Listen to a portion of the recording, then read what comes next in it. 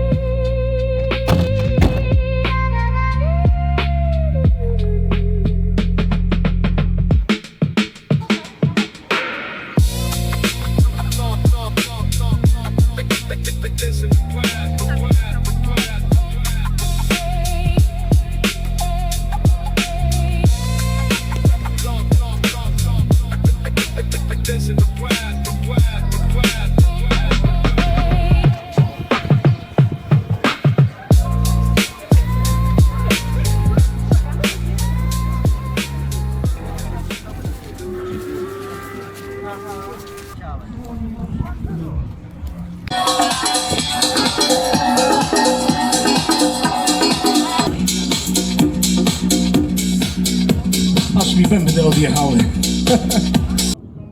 Celkom pekné molo tu majú a stále je mi dosť divné sa vlastne natáčať s tým, že akože ľudia chodia okolo. Neviem si na to veľmi zvyknúť, že by som mal niečo hovoriť, takže viem robiť len také zábery. A tak asi sa to dá. A najväčšia halosť, čo tu zatiaľ bola, tak je to, že tu jeden typek hraje na bubny a do toho hraje nejaký electromusic, čo je akože celkom najväčší odvaz, ktorý som tu zatiaľ videl. Je to tu inak také dosť kľudné. No nie je teplo, je 19 stupňov, možno aj preto. Neviem, aké teplo je more, ale asi to poviem čeknúť.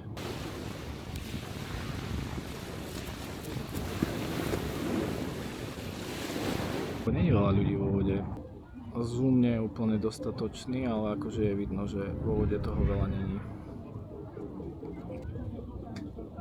Idem ešte čeknúť miestnu rave scénu a potom sa asi začnem presúvať niekde. Ja by som si chcel zabiehať, tak dúfam, že tu nájdem spot, ktorý bude kľudnejší a bude sa tam dať behať, lebo tu na promenáde je plno ľudí a nechcem byť proste jak taký debilko, čo proste len medzi nimi kľučkuje, že jo.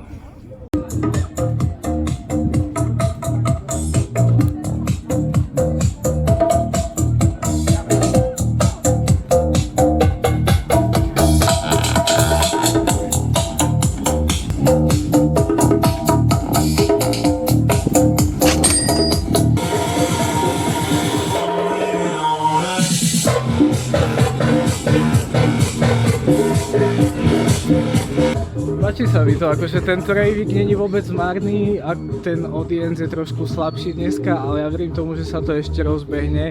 DJ vyzerá byť plný energie, stíha to všetko púšťať, mixovať, hrať na bubon a to máme ešte len 15:50. Večer tu bude podľa mňa riadna divočinka. Stay tuned.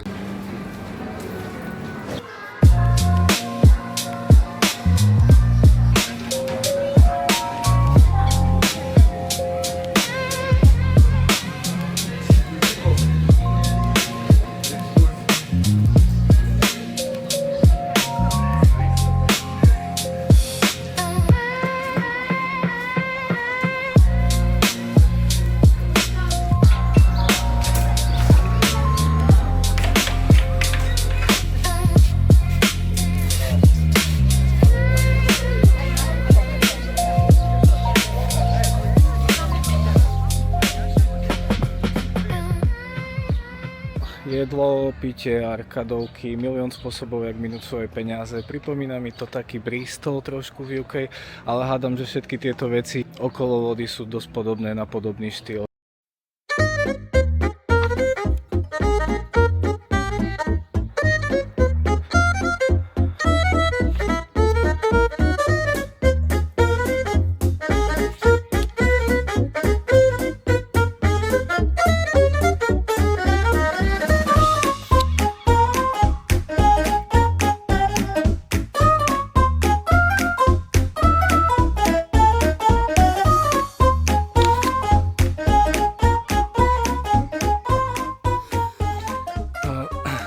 Lepšie behanie v parku, jak pri preplnenom mole.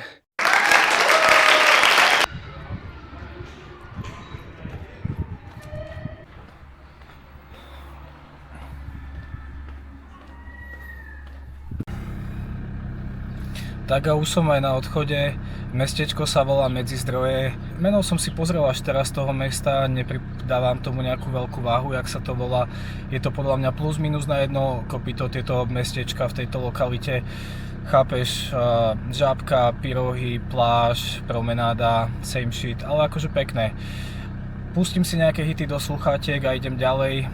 Pojazdím trošku po breží a do 2 hodín by som si rád našiel kemp, lebo dneska potrebujem spania aj so sprchou.